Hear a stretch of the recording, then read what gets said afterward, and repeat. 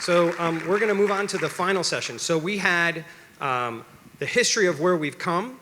We have totally unrelated dissemination of knowledge. And now we're going to get to the really cool stuff, which is where are we going in the future? I want to introduce Dr. Anthony Sandler, who is the Senior Vice President, Surgeon-in-Chief, and Director of the Sheikh Zayed Institute at Children's National Medical Center, and he's going to introduce his panel. Thanks, Todd. Boy, you're a hard act to follow. Please come sit down. Thank you very much. Thanks for inviting us. This talk's really not going to be so much about the far future. It's really about the near future and some of the developments that we're doing at the Sheikh Zayed Institute. I do have a disclosure. Let me go back to my slides here. The disclosure that I have, and I know there's bias that Todd said I shouldn't have, but I'm very proud of the Sheikh Zayed Institute, and so anything I say that's positive about it must be taken with that bias in context. This is the future of surgical innovation at Children's National and beyond, which refers to everyone else in the country and hopefully the world. Todd and I were in a discussion the other night, and we were discussing how you get these innovation centers started. And I posited that you have to have real infrastructure. And he posited in his usual tone, no way, it's just about money. You need the money. And I think in actual fact, we were both right. You need money, which we were lucky to get about 10 years ago to our Sheikh Zayed Institute. But you also need infrastructure, because we all know that without infrastructure, nothing's going to happen, never mind how much money you're given.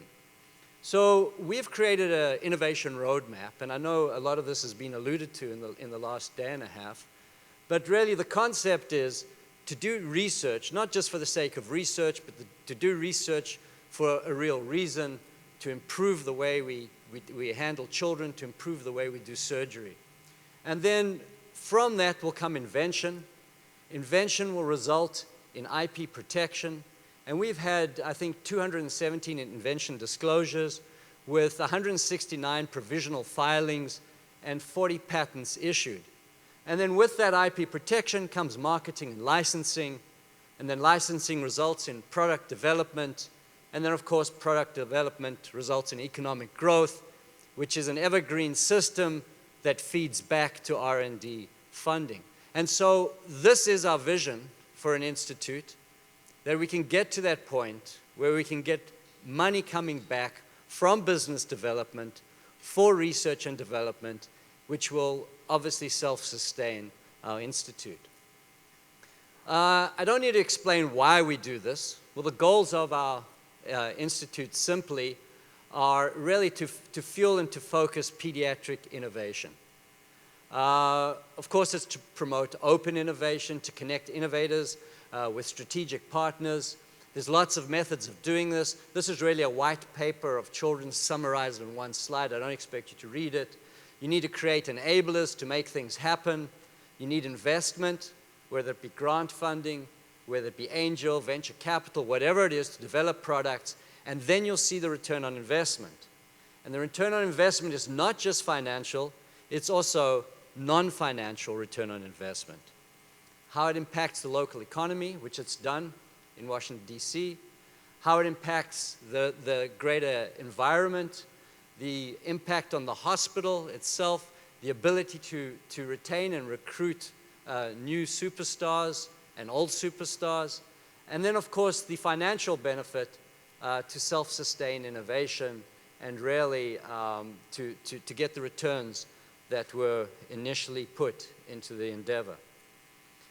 At our Sheikh Zayed Institute for Pediatric Surgical Innovation, we have really three arms, and the two arms are really dependent on the innovation infrastructure. And we've created a pretty robust infrastructure with our FDA, NCC PDI grant, with our innovation symposium that we hold, innovation funds. We have a fellowship that's supported, as well as with our CTSI at the hospital. We've created a bioengineering and biodesign arm, and then obviously we hope those products that we create go to our accelerator and to the incubator to create new knowledge. Kolale Eskanadian lead is the PI on our National Capital Consortium for Pediatric Device Innovation. I and Bill Bentley are co-PIs. Bill Bentley's from the University of Maryland. And we've really created the infrastructure, and this has really been supported by the FDA, and we're very thankful for that, because it does give us the opportunity to create the infrastructure, to have business partners, to understand regulatory roles around around device development, how to get reimbursed. You can build the most wonderful gadgets, and if they're not reimbursed, they'll never be applied in healthcare. And then, of course, we've created relationships with our hospital, other hospitals, engineering and prototyping. We've created a relationship with Eric, who spoke earlier, from Archimedic, and then, of course, design of trials at our institution. I'm not telling anyone anything new, but really, when you take a concept, how you develop it is first the idea, the prototyping, then there's preclinical testing, then after that you do the clinical testing, and then subsequently manufacturing if you get to this point, and then marketing. We've created an open innovation platform where really we have pitch competitions, internal grants, our CTSI, we have pediatric innovation funds, and we've even had a hackathon. But really, in the end, it's people push their own baby, and our PIs, and some of them you'll see today, have really taken their own interests and really pushed those forward. And that really is very important in developing a program. You have to have the R&D structure, which I've been through already, and then you develop the new companies and the spin-offs and all the stuff that comes around that. Well, how well have we done in our institute? Well, if you look at technology transfer, our Sheikh Zayed Institute was really only started 10 years ago. These other centers, CCIR, GenMed, Neuroscience, they've been going for many years, perhaps 50 years as a basic science research entity. And if you look at the number of disclosures, you can see our Sheikh Zayed Institute is far ahead any of the other groups. Now, I will tell you that the Nature and the Science papers don't come from the Sheikh Zayed Institute. They come from Neuro, GenMed, etc. So although our impact factor may not be as high, I do believe that our impact factor on patient care will be much higher. If you look at our funding in the Sheikh Zayed Institute, we've really grown significantly. In red, you see awards from previous years, and in blue, new awards. And in 2019, you can see the exponential growth. I don't think it's going to be Moore's Law, Todd, but I hope we can sustain and continue this. Right now, we have endowment that keeps us going, so that's very important for any funding. And most importantly, we have investigators who are encouraged and enthused and get grants, and then hopefully we're starting to get back, and we have got back, a little bit of return on investment in the form of revenue. So what we're going to do now is we're going to have a little biopsy, a little taste of some of the products that we've been working on. Our first is Marius Linguraru, and he's going to be talking about integrating quantitative imaging and machine intelligence into surgical planning, and he's used craniosynostosis as an example. Marius has just been promoted to a full professor at Children's, and we're delighted to have him talk. Next, we're going to do some intraoperative enhancements, and Richard Cha is going to speak on optical technologies for enhancing open and laparoscopic surgery. Some pretty cool stuff that you'll see shortly. He's an assistant professor at Children's. And then Axel Krieger, who started off at Children's in our Sheikh Zayed Institute and is now an assistant professor at University of Maryland, who we work very closely with, and in fact still collaborates very closely with the Institute. And he'll be talking about smart and autonomous robots for surgery. And I believe Daniel Kraft presented a picture of an automated robotic anastomosis, and that was actually Axel's work with his team. So thank you for this short time. I hope we'll get through these discussions. I told him 15 minutes only. Marius was kept asking me how much time does he have, and it may go on longer, but I'm sure if it does, it'll be very good. If there's time at the end, we'll be able to have some questions. Thank you, Tony. So my life has indeed been threatened, so I'll try to stay within 15 minutes.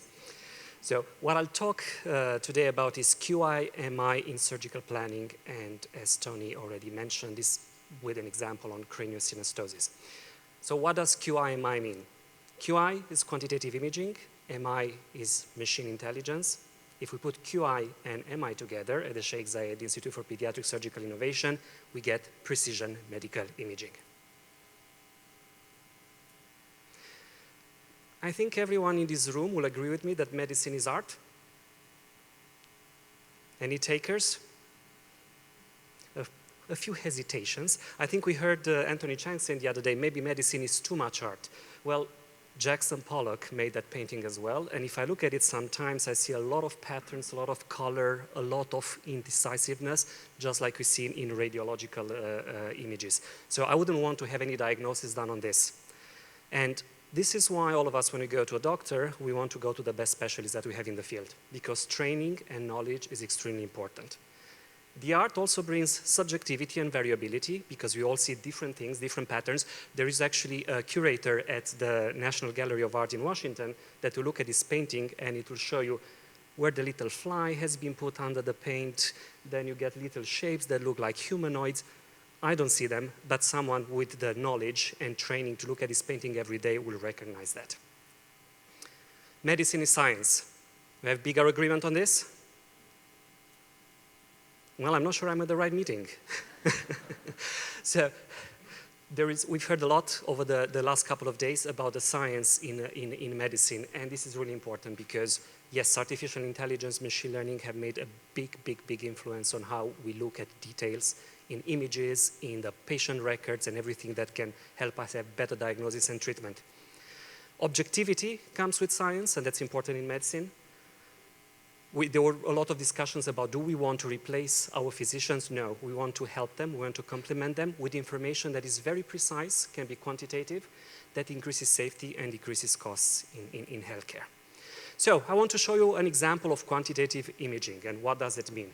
And since we're talking about the art of medicine, here is I was attending a talk on the history of art, where, looking at different images in the history of fine arts, and looking particularly at the Last Supper. And these three paintings were done over a period of 100 to 200 years apart. Can anyone tell me a factor in these images that is related to medicine? Food. And is there something that food tells us about what those people at the table should be careful about? Well, the International Journal of Obesity did a study looking at the size of the main dish in the Last Supper to the history of painting, and that dish has been increasing. So here is one example of where imaging and medicine come together in a quantitative way. But also machine intelligence, and I'll be very brief about this. We had an excellent talk from Anthony Chang the other day about the history of machine intelligence. Machine learning is actually the area where I'm going to focus in, which is part of the larger AI area, where the science of getting computers to act without being explicitly programmed can be used to our advantage. And we've also heard from Daniel Kraft about all these algorithms that improve, and Vassam was also talking about the FDA looking at algorithms that do change themselves in time because they can improve performance at some task with experience. So I just wanted to add something very simple here and to say what traditional programming means. And that's much closer to what we do in medicine in general. We have data, and then we write a program. That program can say, take factor 1, add it to factor 2, multiply by factor 3, and then the output can be a diagnosis. What we do with machine learning is that we get the data and the output inside. Timothy Cho was talking about how important it is to have a lot of annotation in data and how much data annotated we need. By the way, if he's still in this room here, I'm in for whatever he's doing with connecting those many servers around the world. So we take the data and the output, and the machine devises itself the program. And this is where machine learning comes in machine intelligence, and I want to show you a little bit how this is used. So classic examples, facial recognition. We see that everywhere in airports now, in many other applications. Machines are very good at looking at images, so this is both quantitative imaging and machine intelligence. Same thing for self-driving cars. Chess, right, will never be better than the machine at doing that. And of course, medical imaging. But what I want to pause now for a moment is to think about all this progress that has been done in technology, in QI, MI, the two acronyms that I keep repeating, and how does this relate to pediatric healthcare. And I'll take you back a number of years ago, when it was the first week when I moved to the United States, and I was at Boston Children's Hospital. I was at Harvard Medical School at the time, and I attended surgery. Was an infant with a congenital heart disease. He actually had 2 cardiac defects, and I entered the room and I was pretending to be tough. It was the first time I've ever attended surgery of a child, of a small child, and everything worked fine until I saw the X-ray of that kid. And the kid was about this size, and this was something I knew how to interpret, an X-ray. That's something I know. I looked at it, and my knees got slow-mo. And that's when I got closer and I looked at how the surgery was happening. They were some of the finest surgeons that could have taken care of this child, and everything was going just superbly. But the inadequacy, to my eyes, of the instrumentation that is used there, the brutality of the technique, was something that I would not have expected to happen in pediatric health, particularly to this 9-month-old boy that was going through surgery at that time.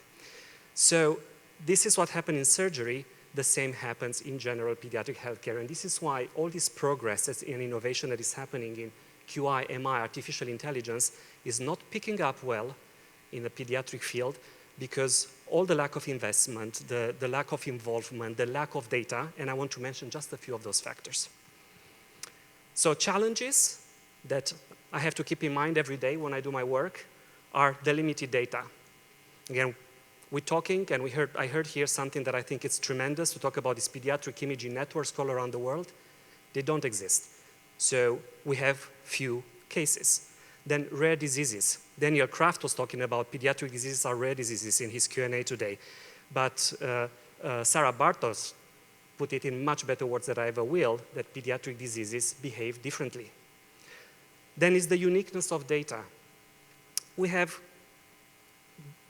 again, something that is different than in the adult world. So transferred learning, which is what we're all hoping for, take something from the adult world that's been well proven to work, and we take it into the pediatric world. That doesn't work easily. And finally, because we have such unconnected and different centers that look at rare diseases, there are protocols that are variable from one center to the other. Put them all together and try to teach a machine or to let a machine learn about that. It's not going to work well. Because neural networks and the era of deep learning, which is the promise of the future now, requires massive amounts of data. We don't have access to that. They also behave like black boxes, and sometimes our clinicians don't like that.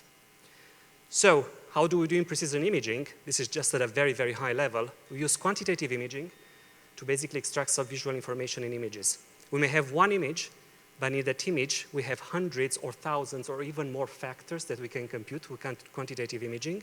And those are factors that may not be obvious to the human eye, and the combination of them can be very confusing to an algorithmic thinking. We use multidisciplinary data, so not just images, although images is what I'm going to focus on today. We add other factors from the medical records, and then in the end, we use machine intelligence to combine all these diverse features and put them together and get a precise interpretation of the data. So, how does this translate in practice? You take a bunch of clinicians, very good ones, some of them may be here in the room. You pick their brain, you spend time with them and pick as much of that as you can.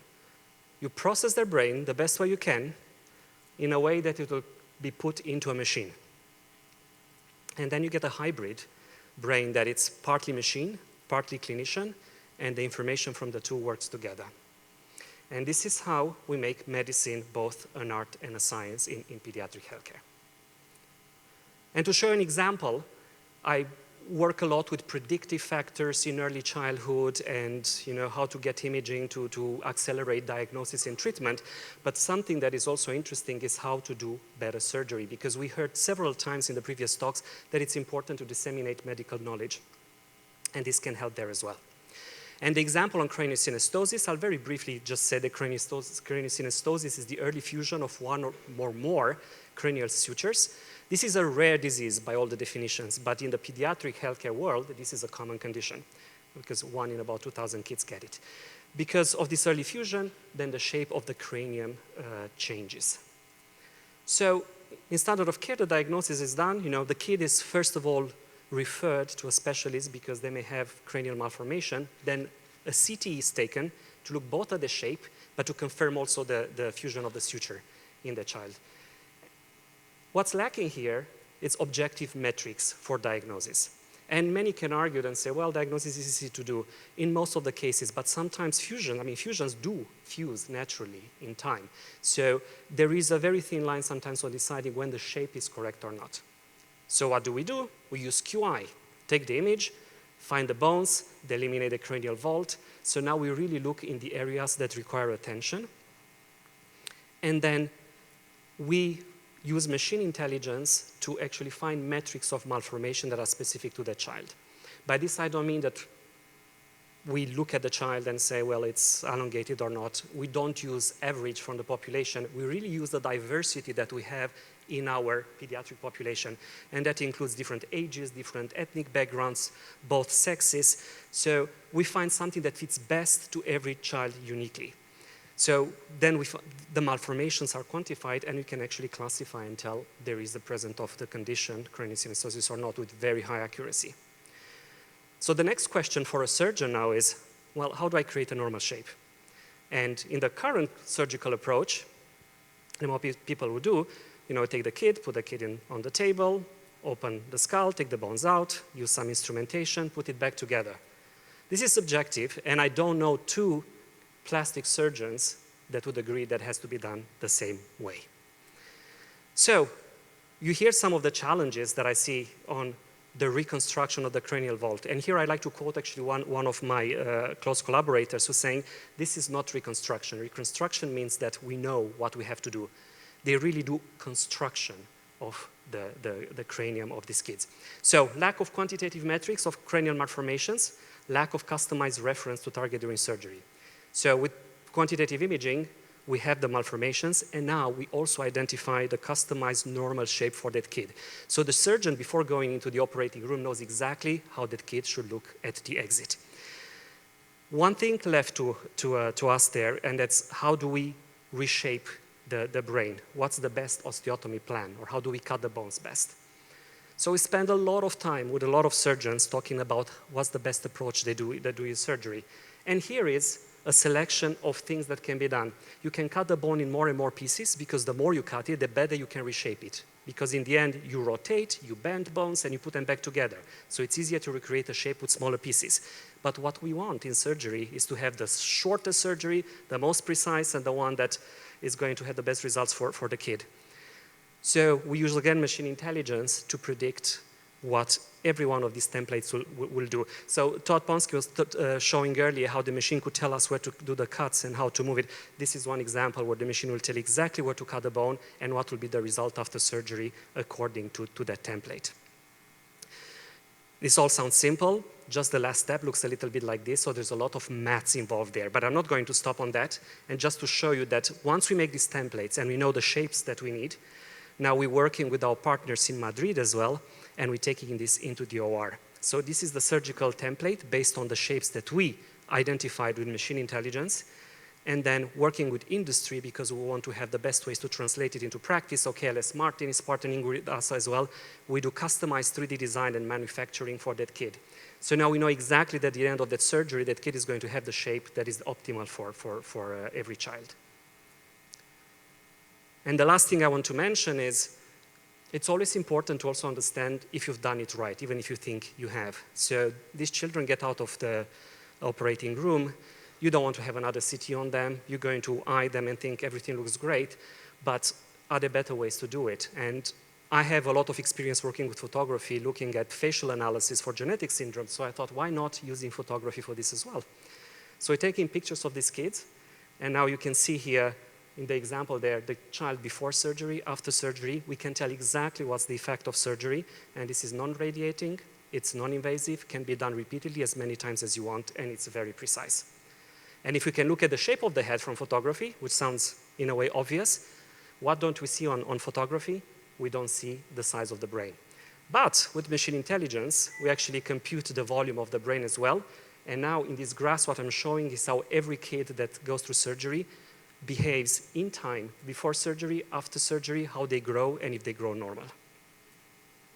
So I hope I convinced you that QI-MI can guide surgery. So this was the part of surgical planning. And my colleagues now will tell you more about surgical navigation and execution and the way we do that at the Sheikh Zayed Institute. Thank you.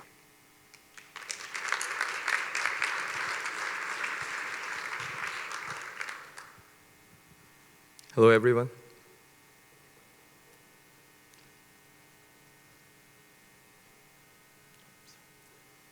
Hello, my name is Richard Cha. Thank you for a kind introduction, Dr. Sandler. Today, I'm going to talk about optical technology for enhancing both for open and laparoscopic surgery. I'm an assistant professor and principal investigator in the Vision and Robotics Lab. So, as an optical engineer, I believe that seeing is believing. So today, I'm going to show many of new optical technology to be useful and helpful and potentially benefiting the surgical outcomes. So our lab is working on different optical technology. So basically, we are utilizing the light properties and then its interaction between light and also the tissue. So by manipulating the light condition so that we can get some useful information which is invisible, or maybe some different characteristics of light can be penetrating deeper so that surgeon might not be seen in this real-time surgical scenario. So one of them can be organ-specific fluorophores, which is invisible to human eyes, but machine and sensor can detect those signals. So by injecting newly developed fluorophore by intravenously injecting, so we can highlight the critical anatomic structure so that we can highlight those unseen, undistinguishable tissue better. Another technology, sometimes for pediatric patient, it's hard to inject exogenous dye, and then which is not FDA regulated yet, then it's going to be difficult to apply.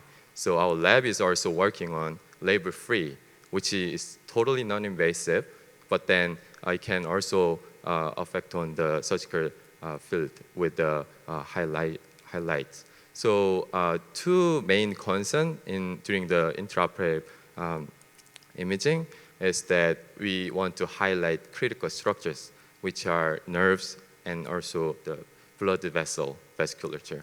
So today I'm going to talk some of our optical technology developed in Sheikh Zayed Institute. So first of all, what's the clinical unmet needs for this nerve and vasculature identification? If you look at this slide and the figure, these are the encounter for surgeons. Surgeons confronted with difficulties to identify which part is the nerve, which part is the vessel, and other critical structures. So based on their training and experience, surgeon dependency is also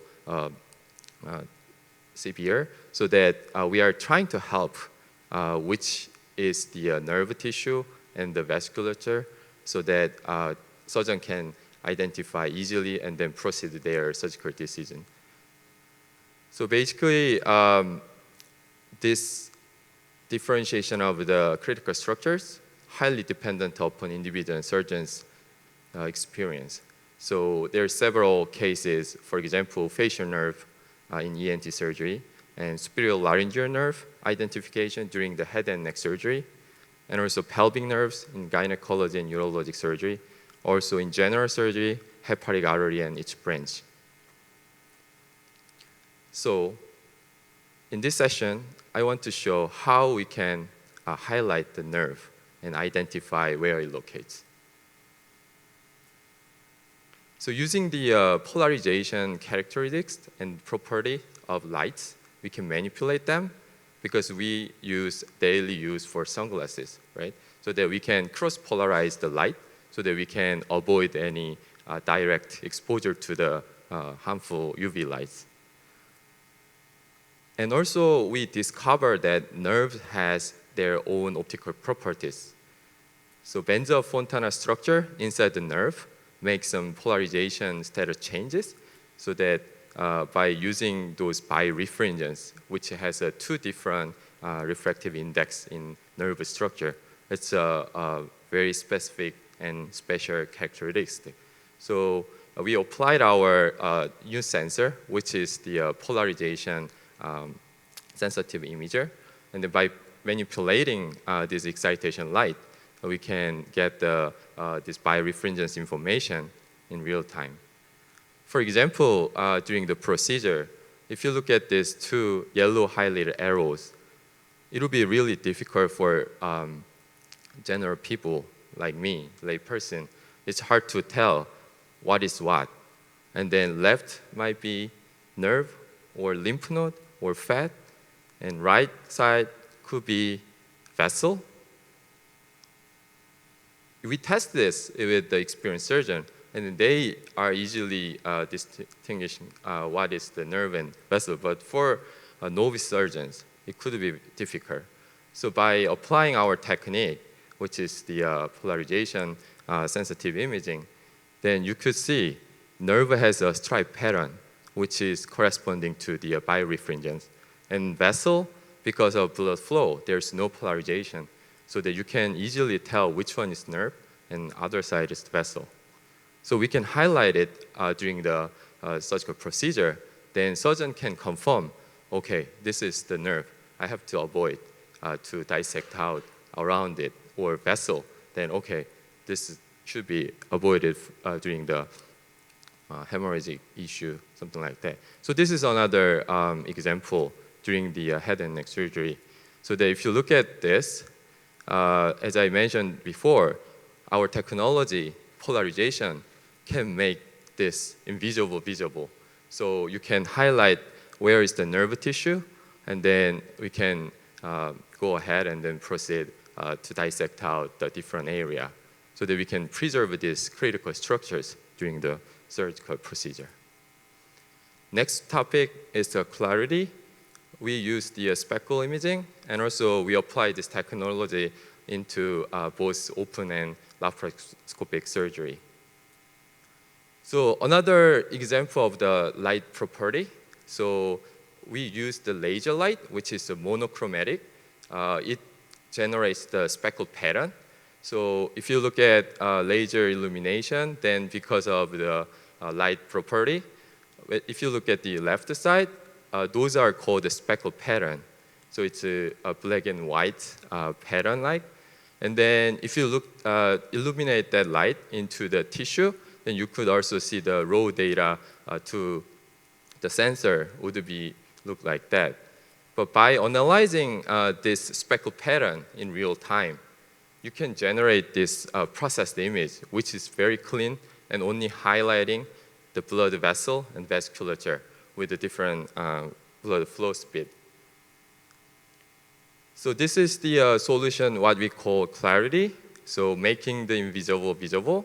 In this video, if you look at the small bowel, the gut tissue, and in general, with the naked eye, it's going to be very difficult to identify where the blood perfusion, well perfused, or ischemic area, where it is, and also the healthy and unhealthy tissue area. But by overlaying this technology onto the existing surgical field of view, you can highlight where is the well-perfused tissue area, so that you can decide where to cut and then where to do combine again. So this technology we call as a clarity technology is novel, non-invasive, and dye-free digital angiography. Conventionally, the current standard is the fluorescence imaging, which uses the ICG, exogenous dye, and then they inject it so that timely limited performance, they can visualize where is the tissue perfusion is. But this technology, where we stand now, we apply this technology into laparoscopic surgery, so that without the palpation, but then surgeon can know where the tissue perfusion looks like, and then they can decide with the turn on and off technology with this clarity.